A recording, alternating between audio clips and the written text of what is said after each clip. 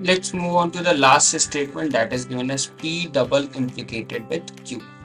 So for that, you are having the symbol that is given as P double implicated with, and that can be also be written as P is implicated with Q and Q is implicated with P, and you have to take the intersection of both this statement.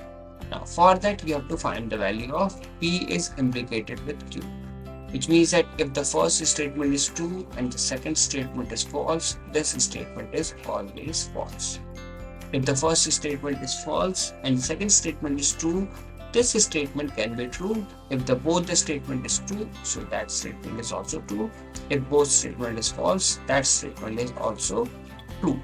Similarly, for Q tending to P, or we can say Q implies P, you will say if the first two statement is false, so you will say that statement is true. If the two statement is true, then that statement is also true. But if the Q statement is true and the P statement is false, you will say that statement is false. And if the Q statement is false and the P statement is true, you will say that statement is. And for this one, you have to take the AND section, which means if I have to take the first statement is false, second statement is true, that can turn out to be a false statement.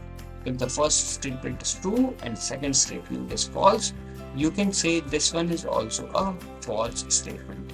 If both the statement is true, then this is true. If the both statement is false, or we can say both statement is true here also, you will say that one is also. So for truth table of P double implicated with Q, that is given as false, false, true, and true.